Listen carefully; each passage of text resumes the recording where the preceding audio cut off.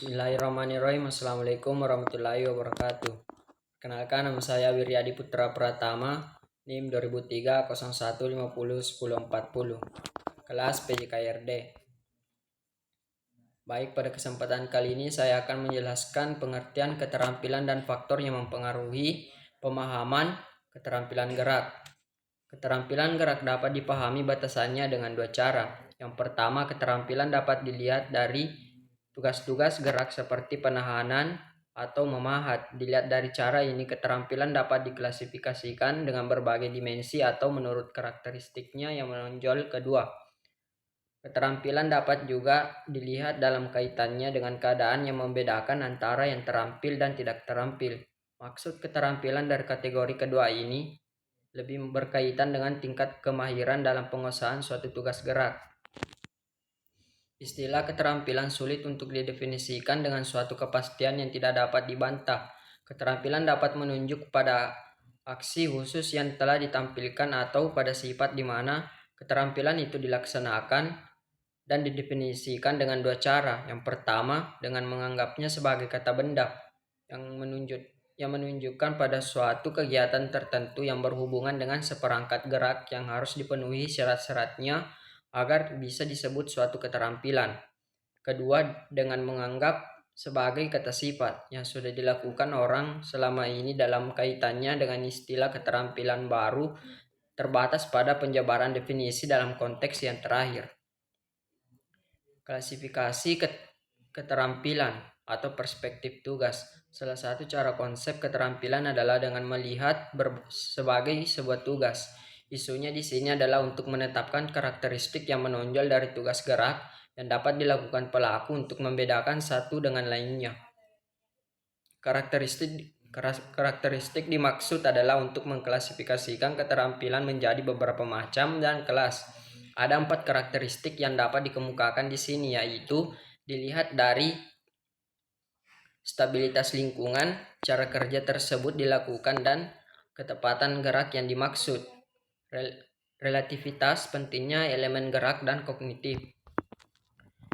A. Keterampilan terbuka dan tertutup. Keterampilan bisa dibedakan antara keterampil terbuka dan tertutup. Hal ini berkaitan dengan kondisi lingkungan, environment pada saat keterampilan yang bersangkutan dilakukan. Menurut Smith pada tahun 1991, keterampilan terbuka atau open skill adalah keterampilan yang ketika dilakukan yang berkaitan dengannya bervariasi dan tidak dapat diduga. Keterampilan tertutup atau closed skill menunjukkan keterampilan yang sebaliknya. Smith dan McGill sama-sama mendefinisikan keterampilan tertutup ini sebagai keterampilan yang dapat dilakukan dalam lingkungan yang relatif stabil dan dapat diduga. Cara kedua dalam membedakan jenis keterampilan yakni dengan menghubungkannya dengan berlangsung perilaku dan keterampilan tersebut. Antara keterampilan yang berlangsung singkat dibandingkan dengan keterampilan yang berlangsung terus-menerus. Dalam waktu lama, keterampilan discrete atau discrete skill diartikan oleh Smith sebagai keterampilan yang dapat ditentukan dengan mudah awal dan akhir dari gerakannya, yang lebih sering berlangsung dalam waktu singkat seperti melempar bola, menendang bola, gerakan-gerakan dalam senam artistik atau menembak. Keterampilan berkelanjutan atau continuous skill yang pelaksanaannya tidak dapat memperlihatkan secara jelas mana awal dan mana akhir dari suatu keterampilan. McGill menyebutkan bahwa jika suatu keterampilan mempunyai awal dan akhir gerakan yang selalu berubah-ubah, maka keterampilan itu dikategorikan sebagai keterampilan berkelanjutan. Keterampilan serial atau serial skill menurut Smith adalah keterampilan yang sering dianggap sebagai suatu kelompok dari keterampilan diskrit yang digabung untuk keterampilan baru atau keterampilan yang lebih kompleks. C. Keterampilan gerak kasar dan keterampilan gerak halus. Pengklasifikasian yang terakhir dikenal dengan keterampilan gerak kasar dan keterampilan gerak halus, di mana ketetapan menjadi penentu dari keberhasilannya. McGill membatasi keterampilan gerak kasar atau gross motor skill sebagai keterampilan yang bercirikan gerak yang melibatkan kelompok-kelompok otot sebagai dasar utama gerakannya.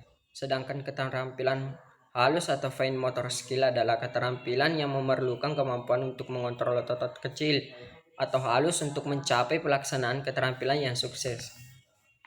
D. Keterampilan gerak dan keterampilan kognitif.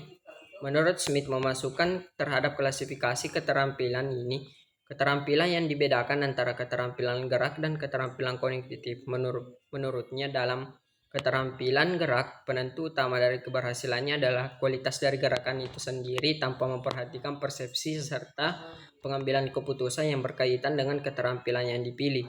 Dalam keterampilan kognitif, hakikat dari gerakannya tidaklah penting, tetapi keputusan-keputusan tentang gerakan apa dan yang mana harus dibuat merupakan hal yang terpenting.